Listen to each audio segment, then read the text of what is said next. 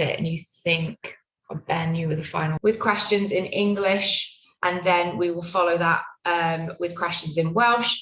If I could ask for people to raise their virtual hand when they would like to ask a question. And Kenneth, I think we are kicking off with you for the BBC, is that correct? Yeah, great. Thanks, Verity. Yeah, Brill, I'll kick off. Hiya, John, Ken, yeah. Yeah, good cheers, mate. Just suppose to start, a few days to reflect on last weekend. Is it a feeling of regret that you left too much to do in that second half? Yeah, look, I think you can't, in Test match rugby, you can't give teams, a 12, 17 point head start, and we suffered for that in the end, it cost us. And I think there is huge frustration at that because it's something that, has been highlighted. And I think, we're giving ourselves too much to do later on in the games. But in the second half, when you had a bit of ball controlling proceedings, is it fair to say that that's the blueprint of how you're trying to play?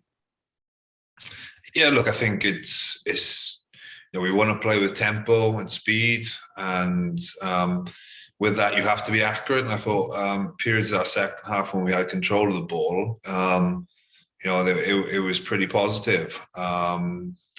But look, I think it was. We did some good stuff, but inevitably, it's a results-based game, and we didn't get the result in the end.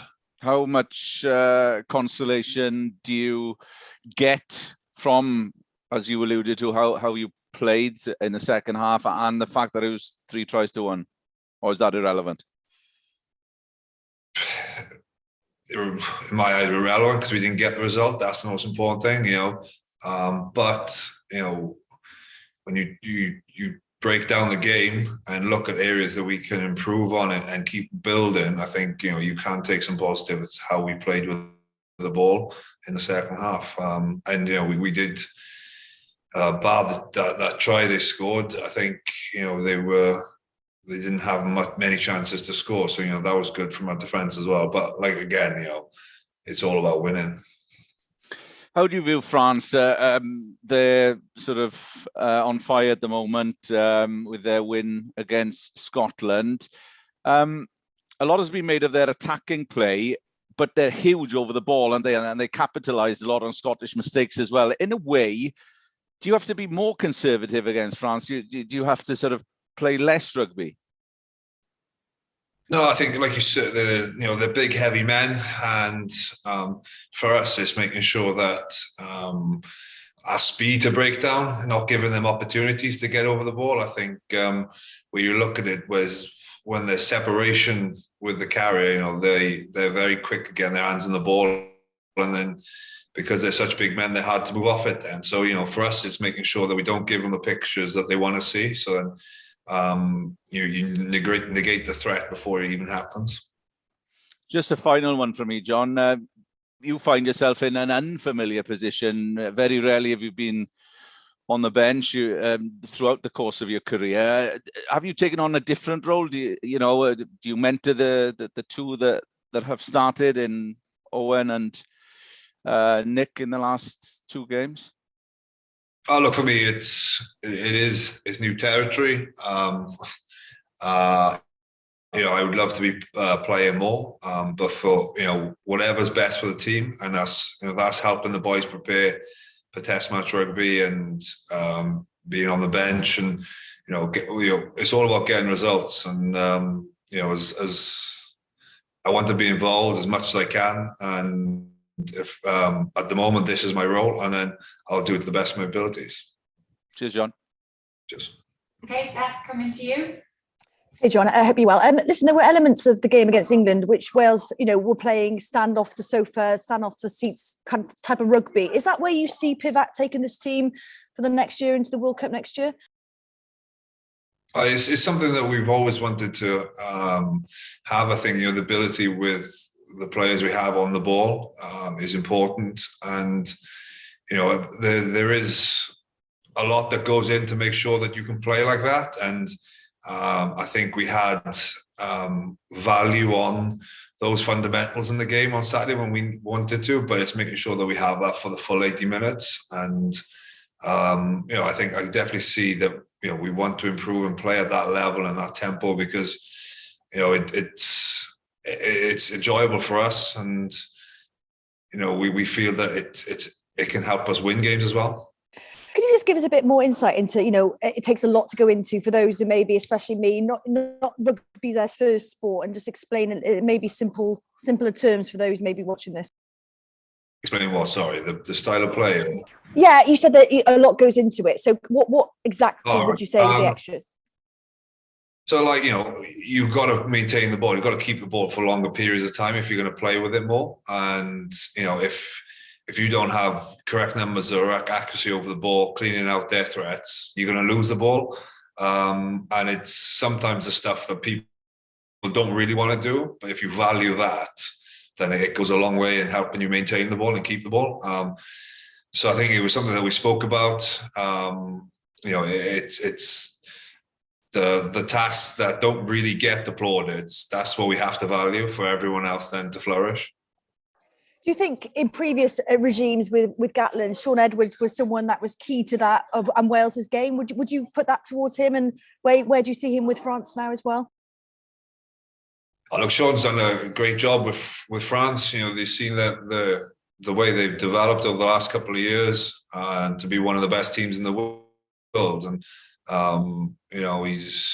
he's done a great job there. For us now, is making sure that we maintain our own identity. I feel that the last two games we've grown defensively. I think we've been more comfortable slowing the opposition ball down and putting pressure on them instead of absorbing pressure. So for us, it's maintaining that identity that Gatland wants us to take on. Just last question from me. Obviously, you still play minutes on the pitch for Wales, which not many of us will ever do in our lives. But how enjoyable do you find the style of play that Pivac's trying to implement as well? I know it's great. It's high tempo. It's ball in our hands, and I think the ball is the most important thing, and that's what we always wanted to do since we were kids. No one wanted to really defend, so it is good fun. But like I said, it's all about accuracy and winning games, and we can't go running up blind alleys. We have to make sure that we execute what we need to do. Awesome. Thank you very much. Okay, I'll come to Ben for a couple, then one for Hamish, and we will move to Welsh then. Yep, no worries. Hi, John. How you doing? All right. Obviously, Alan Wynne is back in and around camp, albeit not called up, doing some rehab. Have you seen much of him? What's he been like around camp that back?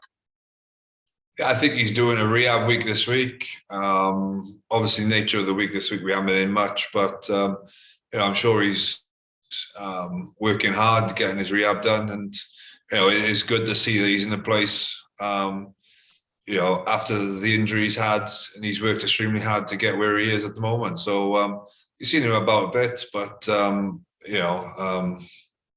nature of this week, you're just in training, and so it's not you haven't seen much of him. So he hasn't offered any words of wisdom as a sort of distant captain. No, I feel that he wouldn't find that comfortable, not putting words in his mouth. But he's just come in and he has his own agenda at the moment, making sure that he gets himself fit. When you're injured, the best thing you do for the team is do everything you can to get yourself fit, and that's probably what he's focusing his mind on at the moment. Brilliant. Cheers, mate. Yep. And then one for Hamish before we move back to Ken in Welsh. Hey, hi, John. Just about the breakdown. It's obviously an area that you're pretty strong, as we saw at the end of the Scotland game, but just wondering what you make of Fiku and Dante in that area in particular, and how much of a threat they pose there to the way Wales would want to play. Look, it's something that you see in wider rucks where backs have more opportunities to get on the ball, slow it down, and then there's a very different ways of doing it. Some of our players, like Liam, is exceptionally strong over the ball, and when he gets opportunities, he slows it down for opposition. And with Dante and Fiku, you know, they've obviously worked extremely hard under Sean, and it's something that Sean always emphasised is, you know, there's more than one way to skin a cat, and you know, it is a varied way of slowing the ball down. And for us, it's like I've said, it's making sure that when the game comes a week tomorrow, is that we're not allowing them to have those pictures that they feel that they can get their hands on the ball or slow it down. And that's probably our focus now in that area of the game. Okay, thanks. Thank you. Okay, and we'll now do